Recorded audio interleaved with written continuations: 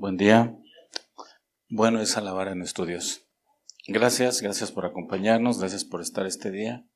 Hoy hay un propósito, aunque es un mensaje muy sencillo. La intención es que este Jesucristo al que le estamos cantando en este momento, que conocemos y hemos leído en su palabra, que ahora ocupa una posición muy particular, que de nuestra parte, con la ayuda del Espíritu Santo, podamos entender cuál es esa posición que Él tiene.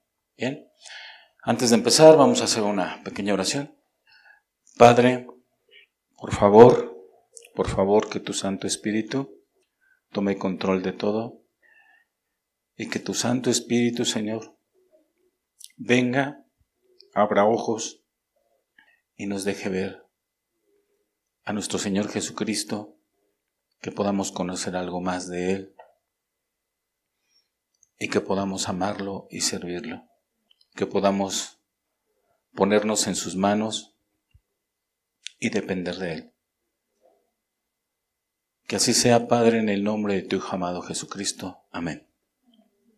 Bien, acompáñenme al libro de Génesis capítulo 1, versículo 1. Muchos lo sabemos de memoria. Sí. Génesis capítulo 1 dice: en el principio creó Dios los cielos y la tierra. Quiero empezar con este versículo. En el principio creó Dios los cielos y la tierra. La mayoría de las personas que estamos aquí no desconocemos de la Escritura y ya tenemos una historia. Incluso los niños que nos acompañan ya tienen en su mente alguna idea de qué es lo que Dios ha hecho en este mundo, de algunos personajes como son Adán, como son Noé, como son Abraham, Jacob, ¿sí? El rey David, ¿sí? Y todos esos personajes aparecen en el Antiguo Testamento después de que Dios creó el mundo, creó el universo, crea al hombre, crea a la mujer. Aparecen estos personajes. Y hay una idea importante a través de todo el Antiguo Testamento de que Dios desde su creación, cuando dice multiplíquense, tenía la idea de no solo tener a Adán y a Eva como parte de su creación, quería un pueblo. Ese ha sido siempre el anhelo de Dios, un pueblo. Cuando después llega un pacto que hace con Israel, y ese pacto ya tenía un antecedente antes con Abraham, está buscando tener ese pueblo. Dios siempre ha tenido el deseo, el anhelo de tener un pueblo, ¿sí? Y que ese pueblo lo vea y lo reconozca a Él como lo que Él es, el creador, y que ellos entiendan que solo son parte de esa creación. ¿Ok? Bien. Ahora vamos al libro de Juan, Evangelio de Juan, capítulo 1. Juan capítulo 1, y aquí vamos a leer del versículo 1 al 5. Capítulo 1. En el principio era el Verbo, y el Verbo era con Dios, y el Verbo era Dios. ¿Y quién es el Verbo? Jesucristo.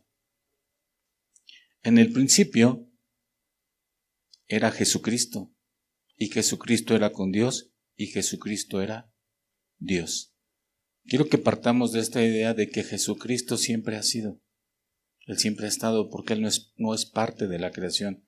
Él es el creador. Versículo 2. Este era en el principio con Dios. Versículo 3. Todas las cosas por Él fueron hechas, y sin Él nada de lo que ha sido hecho fue hecho. Todas las cosas fueron hechas por Jesucristo. 4. En Él estaba la vida, y la vida era la luz de los hombres. 5. La luz en las tinieblas resplandece, y las tinieblas no prevalecieron contra ella. Juan inicia introduciendo, y durante todo el Evangelio de Juan solo lo va confirmando, que Jesús es Dios. Y esta es una idea que hoy quiero que quede clara con la ayuda de Dios. ¿sí? Y para eso quisiera que viéramos un hecho importante, que es el bautismo de Jesús. Vamos a ir viendo el bautismo de Jesús en los diferentes evangelios y qué nos dice. Para empezar, pues vamos al libro de Mateo. En el libro de Mateo, capítulo 3, voy a leer desde el versículo 13 al 17. Entonces Jesús vino de Galilea a Juan al Jordán para ser bautizado por él. Mas Juan se le oponía diciendo: yo necesito ser bautizado por ti, ¿y tú vienes a mí? Pero Jesús le respondió: deja ahora, porque así conviene que cumplamos toda justicia. Estamos antes de iniciar el ministerio del Señor Jesucristo. Ahí hay un personaje importante que es Juan. Juan incluso dio testimonio de que él no era Jesucristo. Juan tenía tanto convencimiento, tanto poder de convocatoria. Algo pasaba que la gente se iba para ser bautizados y manifestar públicamente que se estaban arrepintiendo de sus pecados. Juan hablaba también con autoridad, y cuando la gente de la época religiosa se acercaba, les decía que fueran primero y que hicieran frutos dignos de arrepentimiento. A tal grado impactó el ministerio de Juan, y la Biblia dice que no ha nacido uno de mujer mayor que él, obvio, después de nuestro Señor Jesucristo. Sí, porque Jesucristo nació de una mujer. Sí. Y su ministerio fue tan fuerte, fue tan impactante después de todo ese tiempo de calma, de que no había profecía, de que no pasaba nada en el pueblo judío, pues que todos empezaron a preguntar: ¿no será este el Mesías? ¿No será este el Cristo? ¿No será? Y cuando se lo preguntaron a él confesó, no negó, que él no era, y que el que sí era uno que estaba entre los que estaban ahí, pero que no lo conocían, ni siquiera él mismo lo conocía. Él solo tenía una señal de cómo iba a saber quién era él, ¿sí? Pero que él no era digno ni siquiera de desatar el calzado de sus pies, ¿ok? Es por esa razón que Juan no entiende cuando Jesús va y le dice que lo tiene que bautizar. ¿Cómo si yo soy el que necesita ser bautizado por ti y tú me pides que yo te bautice a ti? Sin embargo, Jesús le dice que lo deje, que así va a ser, ¿ok? Bien. Cuando estamos perdón, aquí ya me perdí un poquito. Déjenme ver. Me falta una hoja, pero no importa. Estamos en Mateo 3:17. Y en el versículo 17, deja ahora, que así conviene que cumplamos toda justicia. Entonces le dejó. Versículo 16. Y Jesús, después que fue bautizado, subió luego del agua, y he aquí los cielos fueron abiertos, y vio al Espíritu de Dios que descendía como paloma y venía sobre él. Y hubo una voz de los cielos que decía: este es mi Hijo amado, en quien tengo complacencia. ¿Sí? Esta es la parte que voy a estar resaltando de los 4 evangelios.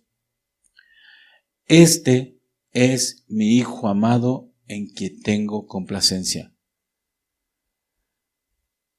Leíamos en el primer capítulo de Juan que Jesús es Dios y que por él fueron hechas todas las cosas. Y aquí vemos en esta parte de la Escritura que en el momento del bautismo de Jesús no solamente se ve cómo desciende el Espíritu Santo sobre él como paloma, sino que se escucha una voz en los cielos que dice: este es mi Hijo amado, en quien tengo complacencia. ¿De quién en toda la Escritura se expresa el Padre desde los cielos para decir eso? Solo de Jesucristo.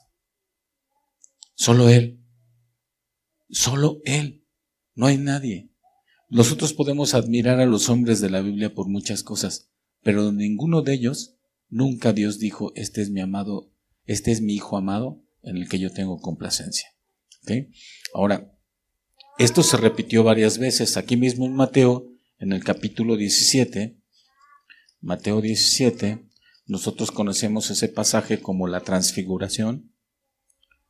17 en el versículo 5, dice, mientras él aún hablaba, una nube de luz los cubrió.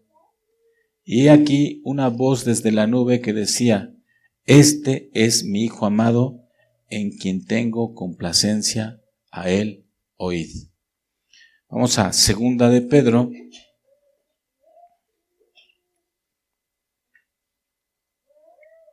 Segunda de Pedro, capítulo 1, versículo 16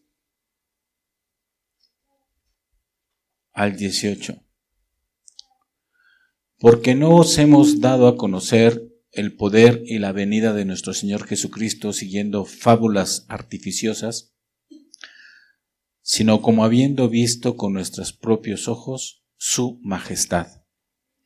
Pues cuando Él recibió de Dios Padre honra y gloria, le fue enviada desde la magnífica gloria una voz que decía, este es mi Hijo amado, en el cual tengo complacencia. Y nosotros oímos esta voz enviada del cielo cuando estábamos con Él en el Monte Santo. Pedro retoma este suceso y dice, no les estamos contando algo que nos hubiéramos imaginado, algo que sea mentira, algo que se nos ocurrió. Nosotros damos testimonio de que así fue, de eso que había sucedido, que esa nube de luz llenó el lugar y se escuchó la voz que decía, este es mi Hijo amado en quien tengo complacencia. Bien, ahora vamos al libro de Marcos para seguir viendo el bautismo de Jesús. Marcos,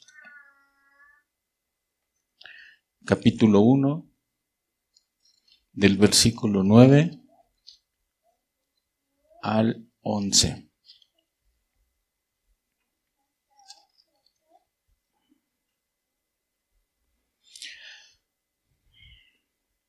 Aconteció en aquellos días que Jesús vino de Nazaret de Galilea y fue bautizado por Juan en el Jordán. Y luego, cuando subía del agua, vio abrirse los cielos y al Espíritu como paloma que descendía sobre él. Y vino una voz de los cielos que decía, tú eres mi Hijo amado, en quien tengo complacencia. ¿Sí? En ti tengo complacencia. Repetimos ahora, ¿por qué estoy en cada uno de los evangelios citando exactamente lo mismo? Porque pudiera parecer muy repetitivo. Hay algunas variantes, hay detalles que nos dan los evangelios, pero hay cosas que omiten los evangelios. Algunos mencionan unas cosas y otros mencionan otras cosas, y esto sí aparece en los 4 evangelios. Es importante. El suceso es muy importante. ¿Sí? Aquí tengo que aprovechar porque más adelante, en el versículo 15, ¿sí?, vemos a Jesucristo con esa faceta de el predicador, ¿sí? Y pues Jesucristo está predicando lo mismo que les predicaría a ustedes y me predicaría a mí y le predicaría a cualquier persona si viniera en este momento y predicara. Diciendo, versículo 15, el tiempo se ha cumplido y el reino de Dios se ha acercado. Arrepentíos y creed en el Evangelio. Aquí voy a hacer un paréntesis. ¿Por qué? Porque actualmente las personas con el afán de innovar, con el afán de hacer las cosas más amenas, más suaves, más ligeras, ¿sí?, pues ya no predican esto. En muchos lugares ya no se predica esto y se hacen otras cosas menos predicar el Evangelio. Pero si el Señor Jesucristo se parara en cualquiera de los púlpitos que están ahorita en todo el mundo celebrando una reunión como esta, les diría esto: el tiempo se ha cumplido, el reino de Dios se ha acercado, arrepentíos y creed en el Evangelio. ¿Sí? Esa sería la misma predicación del Señor Jesucristo, porque es la misma necesidad que tiene el ser humano de saber que el reino de los cielos se ha acercado. Aquí Jesús lo está diciendo en este pasaje, en este sentido. ¿Cómo es que el reino de los cielos se había acercado? Tenían al rey enfrente. Esa era la primera forma en la que el reino de los cielos se había acercado. Jesucristo, el Rey de Reyes, el Señor de Señores, estaba ya ahí, ¿sí? Y estaba iniciando su reinado. Estaba empezando ese reinado, un reinado muy diferente que nos va a quedar claro a lo que se tenía pensado por los judíos que iba a suceder, porque no era el reinado. Y yo te lo tengo que decir también a ti. Si tú vienes el día de hoy, ¿sí? El tiempo se ha cumplido. Jesús ya reina. Jesús ya está reinando. Hoy vamos a entender cómo es ese tipo de reino, ¿sí? Pero si tú quieres ser parte de ese reino, lo primero que tienes que hacer es arrepentirte, hacer frutos dignos de arrepentimiento y creer en Jesucristo, creer en su evangelio, creer en sus palabras, creer en lo que Él ha enseñado. Bien, vamos al libro de Lucas, Lucas capítulo 3, versículo 21. Lucas capítulo 3, versículo 21.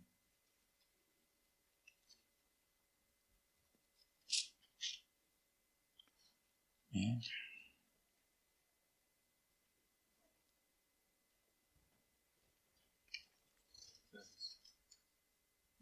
Lucas capítulo 3, versículo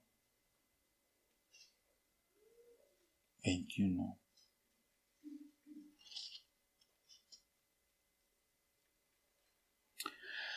Sí. Aconteció que cuando todo el pueblo se bautizaba, también Jesús fue bautizado. Y orando, Jesús oró, el cielo se abrió.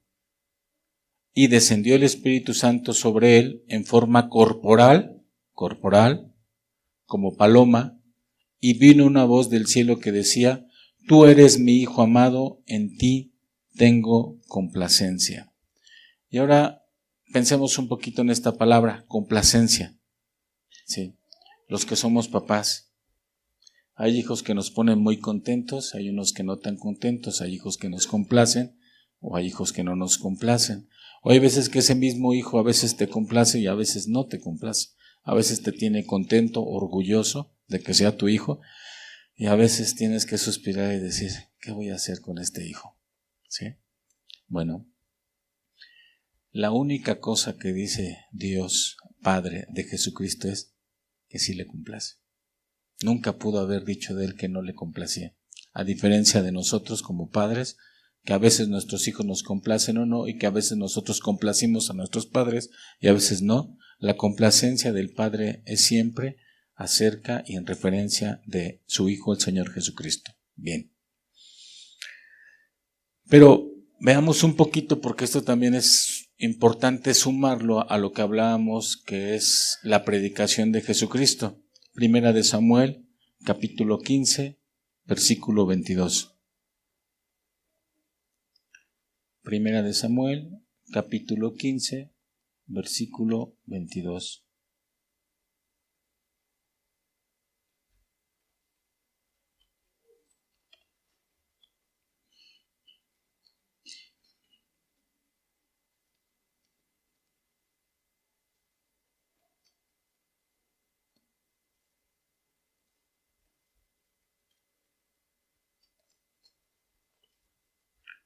Capítulo 15, versículo 22. Se me ocurrió cambiar de Biblia y ¿saben lo difícil que es, que ya me había acostumbrado? En serio. Años con mi Biblia anterior y de veras que esto no ya está como que le sabe y mete la mano y sale el capítulo y el versículo y ahora se me complica bastante. Primera de Samuel, capítulo 15, versículo 22. Y Samuel dijo: ¿se complace Jehová tanto en los holocaustos y víctimas como en que se obedezca las palabras de Jehová? Ciertamente el obedecer es mejor que los sacrificios y el prestar atención que la grosura de los carneros. ¿En qué se complace Jehová? ¿Qué es mejor? La obediencia. Sí. Y si hay una cosa que distingue al Señor Jesucristo, es la obediencia. pero no una obediencia de mala gana, no una obediencia de porque lo tengo que hacer, no una obediencia porque me mandaron, una obediencia de todo corazón, una obediencia que se hace con gusto, una obediencia con lealtad, con fidelidad. Bien. Hasta ahorita, y desde que inicié mi oración, yo usaba la palabra Padre. Y en este momento, en nuestra época 2026, nosotros tenemos una forma de acercarnos a Dios, conocemos el Padre Nuestro, ¿sí? Y sabemos que una forma de dirigirnos en oración es llamando Padre a Dios. Bien. Pero no era lo común en el Antiguo Testamento. De hecho, son muy pocas las veces que vamos a encontrar en la Escritura que el pueblo de Dios o alguna persona se dirigía a Dios como Padre. Y aquí tenemos que ir entendiendo un poco a los judíos. ¿Por qué esa actitud con Jesucristo cuando Él mismo le llamaba a Dios Padre? ¿Sí? Isaías capítulo 63, versículo 16. Isaías capítulo 63, versículo 16.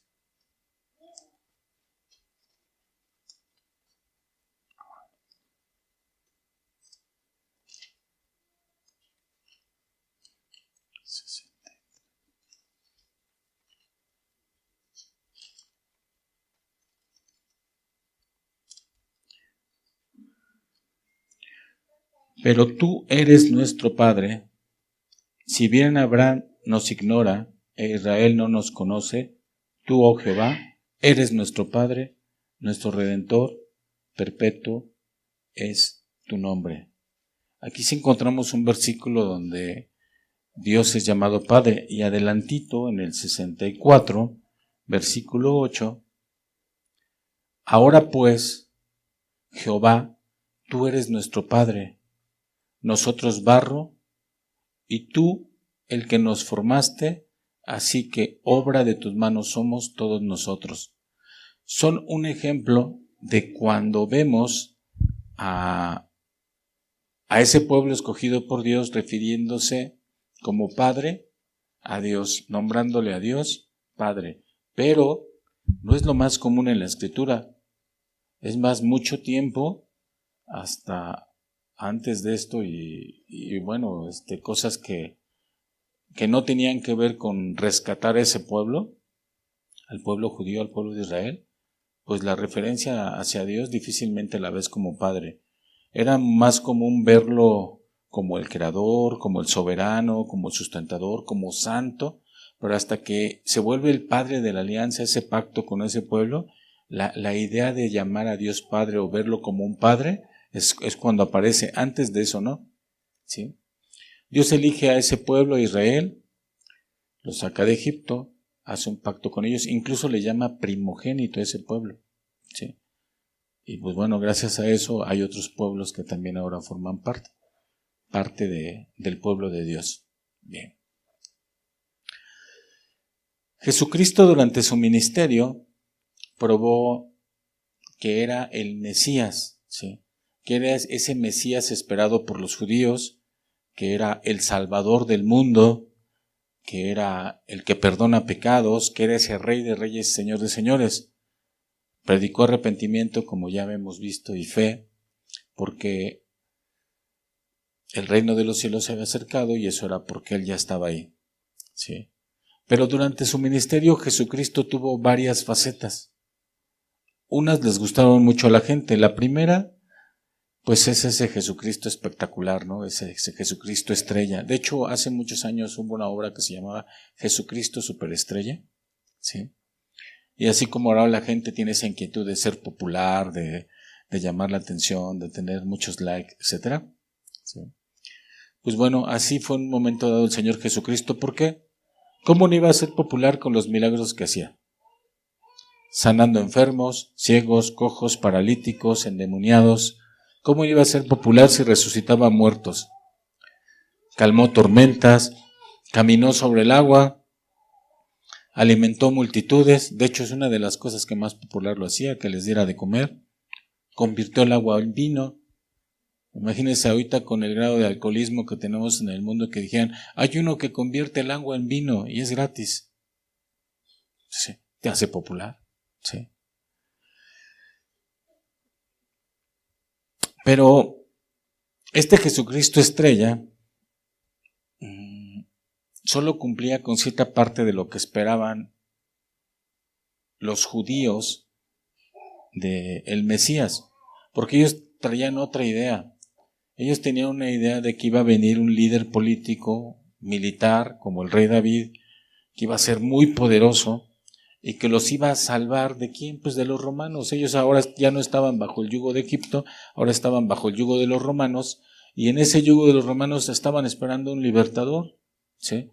Y no solamente querían que los liberara de ese yugo, sino que también trajeran esa paz y les devolviera una soberanía como el pueblo judío y que el pueblo fuera reconocido como el más importante, ¿sí? Querían que empezara a conquistar todo el mundo conocido, querían que su pueblo fuera restaurado, querían que se reconstruyera el templo, ya estaban hasta como esperando, no sé, ¿cómo le vamos a hacer para hacer ese tercer templo, ¿no? que estaban queriendo tener, ¿no? Que les daba esa identidad. Y pues nada que ver con lo que era Jesucristo en el momento, ¿no? Porque lo que tenían delante de ellos era alguien que servía, era alguien que tenía como mandamiento que tenía que sufrir y que tenía que hasta morir, ser rechazado, traicionado, ¿sí? Entonces pues no tenía que ver con eso, ¿no? Pero hay otra faceta, la otra faceta es la de Jesús el Maestro, Jesucristo el Maestro. Y esa le gustaba a los intelectuales y a los religiosos de la época. ¿Por qué? Pues para empezar, vean las bienaventuranzas. Cómo ser pobre y humilde de espíritu, cómo ser manso, cómo tener un limpio corazón. Bienaventurados los que sean así. Y la gente que decía, dice palabras muy bonitas, sí me llegan, esto es espiritual, ¿sí? Y cuando empezaba a enseñar, lo primero que la Biblia nos dice es que enseñaba como quien tenía autoridad. Hablaba y tenía autoridad cuando hablaba. Y los ejemplos más prácticos y sencillos y esas parábolas con los elementos más cercanos a lo común, al día a día de las personas de ese momento. Y eso sí, la principal enseñanza del Señor Jesucristo, cómo era el reino de los cielos y cómo no era. Estaba tratando de quitar la idea incorrecta de lo que era el reino de los cielos.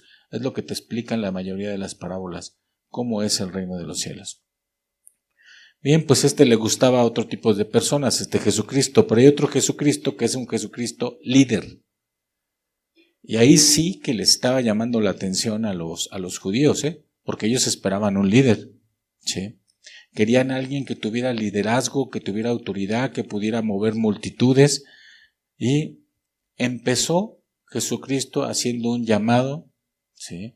Escogiendo a unos discípulos, los capacitó, no los dejó solos, ¿sí? Pero curiosamente con lo que ellos esperaban, que a lo mejor les iba a dar clases de cómo ser buenos soldados y otras cosas y estrategias militares, pues no los dejó solos, los llenó del Espíritu Santo y aparte les dejó una gran comisión cuando se fue, ¿no? Que hicieran también ellos discípulos por todas partes en todo el mundo y que les enseñaran a guardar todas las cosas que le enseñó, ¿sí? Curiosamente, lo que les enseñaba Jesucristo no tenía nada que ver con lo que los judíos esperaban, porque lo que les enseñó era que eran débiles, que eran incapaces, que no eran aptos, que no eran suficientes, ¿sí? Pero que tenían una opción, que si iban al Padre y le pedían al Padre, el Padre les iba a dar todo lo que pidiesen si lo pedían con fe, ¿sí? Ustedes van a tener que ser dependientes del Padre y van a tener que estar constantemente en oración para que se pueda cumplir. Bueno, pues los judíos no pudieron ver que ese reino, ese gobierno, ¿sí?, de Dios ya estaba empezando en ese momento. ¿Por qué? Porque no era como ellos lo imaginaban, porque no era un ejército formándose para conquistar, porque era un gobierno en la vida de los creyentes. Era ponerse en las manos del Señor Jesucristo. Por eso Jesús decía que su reino no era de este mundo, no como los reinos de este mundo que son así. Ahorita tenemos potencias que están haciendo cosas contra países más débiles, ¿sí? Y se jactan de eso, ¿no?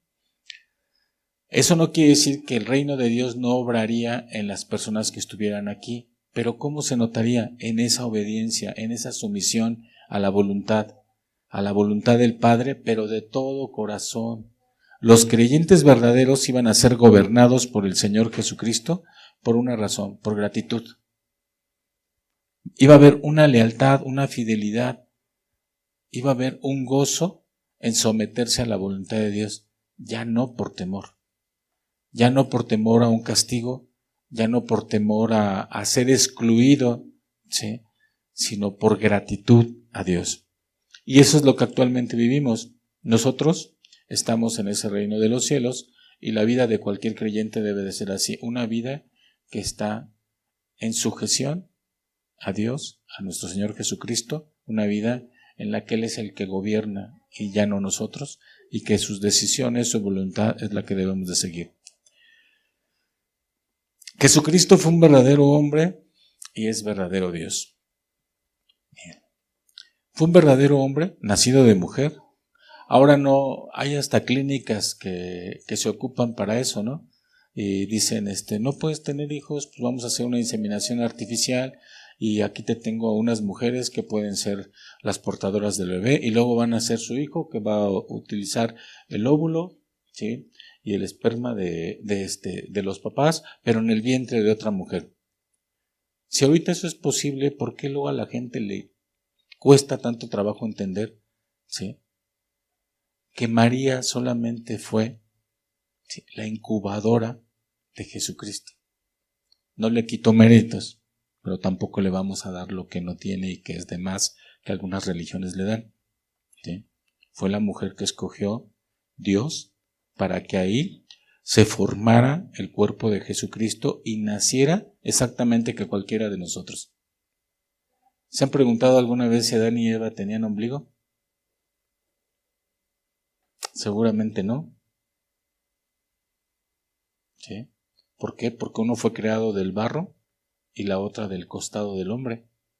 Y nosotros hemos nacido de mujer. Por eso tenemos un ombligo. ¿Sí? Jesucristo tenía un ombligo como el tuyo y como el mío. ¿Sí? Entonces Jesús, ¿sí?, fue nacido de mujer. Esto lo hace verdadero hombre, pero no le quita que sea verdadero Dios. Y todas las cosas que nosotros vemos en el Evangelio dan testimonio de que Él era el Mesías, de que Él era el Cristo, de que Él era el verdadero Dios. Lo demostró.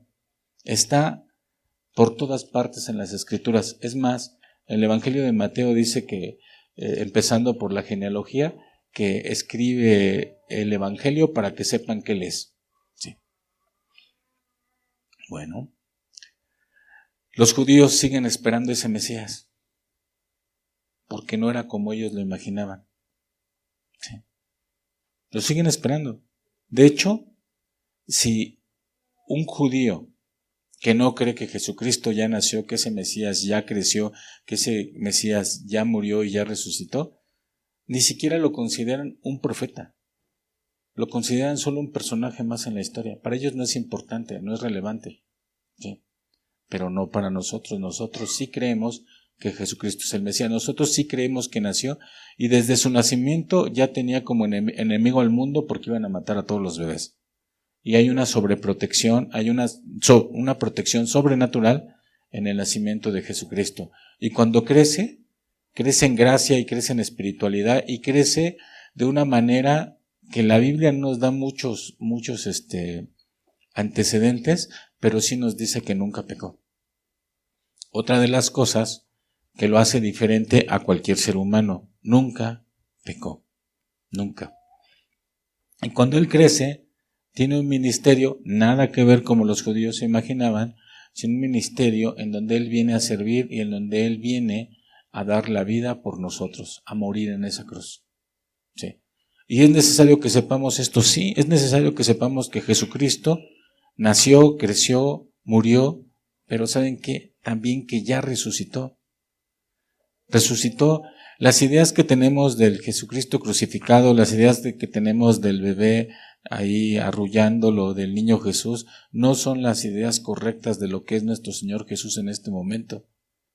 Cualquier imagen que puedan tener ahorita no es la idea correcta de nuestro Señor Jesucristo, se va a quedar corta, ¿sí? La única forma de entender cómo es nuestro Señor Jesucristo es a través de su palabra, ¿sí? Pero lo importante para mí es que ustedes sepan y tengan claro que ese Jesucristo ya resucitó, ya cumplió todo el plan. ¿Qué dijo en la cruz? Consumado es. Eso ya se acabó. Lo necesitas saber y necesitas confiar que Él es el único que puede perdonar tus pecados, que es Él a quien debes dirigirte para arrepentimiento, que es Él en el quien debes de confiar y tener fe para ese perdón de pecados. Necesitas dirigirte a Él para muchas cosas, es verdad, sí, pero Jesucristo ya no está en esa posición en la cruz. Sabemos que resucitó, sabemos que se le apareció a muchas personas, sabemos que después de aparecerle a esas personas hubo quienes lo vieron y vieron cómo fue ascendido al cielo, ¿sí? Eso pasó, ¿sí? Y Jesucristo en este momento ocupa un lugar diferente. Ese es el lugar que hoy, con la ayuda de Dios, quiero que quede claro que es el que ocupa nuestro Señor Jesucristo. Hechos capítulo 2, versículo 36.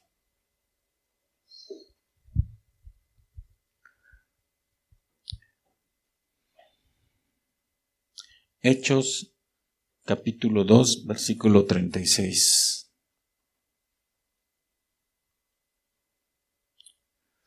Sepa pues ciertísimamente toda la casa de Israel, que a este Jesús, a quien vosotros crucificasteis, Dios le ha hecho Señor y Cristo.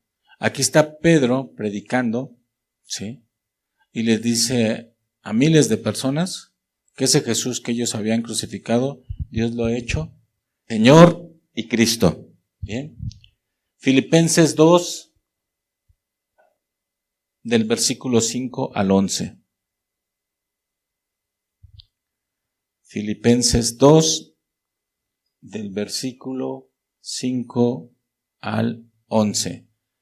Haya pues en vosotros ese sentir que hubo también en Cristo Jesús, el cual, siendo en forma de Dios, no estimó el ser igual a Dios como cosa que aferrarse, sino que se despojó a sí mismo, tomando forma de siervo, hecho semejante a los hombres, y estando en la condición de hombre se humilló a sí mismo, haciéndose obediente hasta la muerte y muerte de cruz.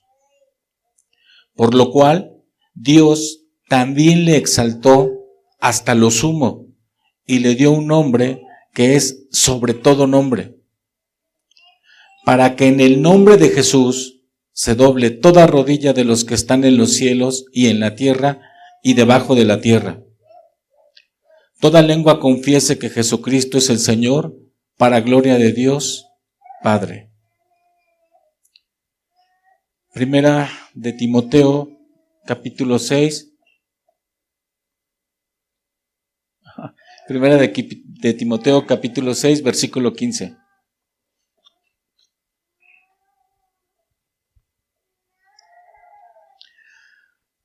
La cual a su tiempo mostrará el bienaventurado y solo soberano, Rey de reyes y Señor de señores. Está hablando de nuestro Señor Jesucristo.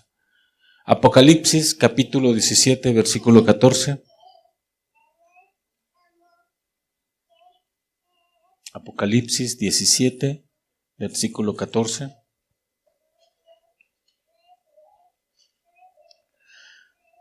Pelearán contra el Cordero y el Cordero los vencerá, porque Él es Señor de señores y Rey de reyes, y los que están con Él son llamados y elegidos fieles.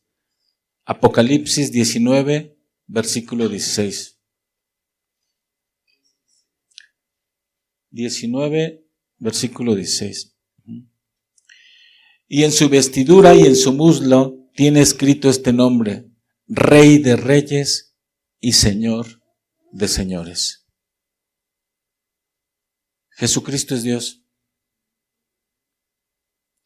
No hay nadie nadie, ni nada que esté arriba de Él. A lo más sumo, lo más alto. Sí. Ahí, ese lugar es del Señor Jesucristo.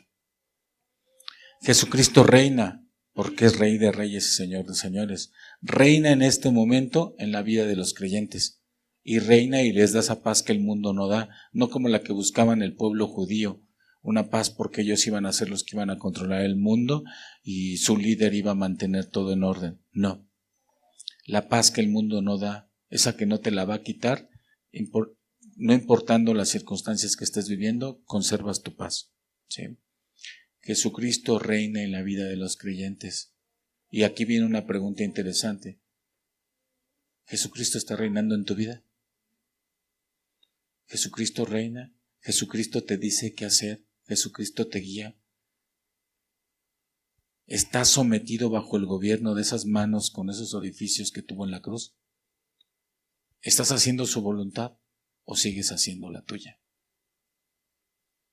Porque le puedes llamar Señor, le puedes llamar Rey y vivir en rebeldía contra Él. Y si reina en tu vida, ¿por qué? ¿Por qué lo haces? ¿Por temor? ¿Por temor a un castigo? ¿Por temor a que te vaya mal? ¿O por amor, por gratitud por lo que Él ha hecho en la cruz? ¿Por amor, por gratitud, por lealtad?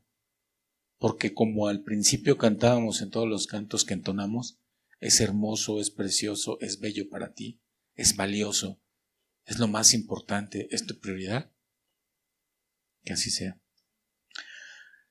Jesucristo va a regresar.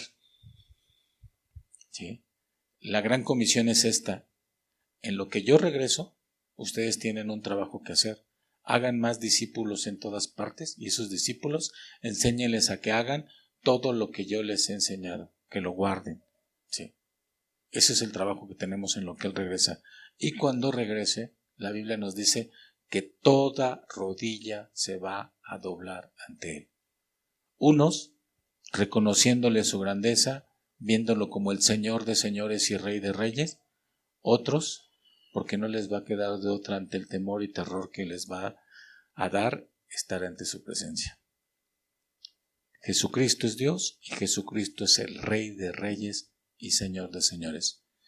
Y pues bendito sea Dios que en algún momento de nuestra vida, igual que a todos, Él es el que toma la iniciativa y se acercó a nosotros y ahora le conocemos, ahora le creemos.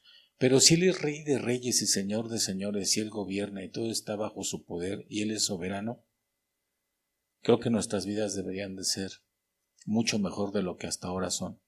Si creemos realmente que Él es así. Si creemos que realmente es así, muchas cosas más deberían de estar pasando ya en nuestras vidas. Si es que Él es el Rey de reyes, Señor de señores y lo creemos, y si es que hemos decidido someternos bajo su voluntad.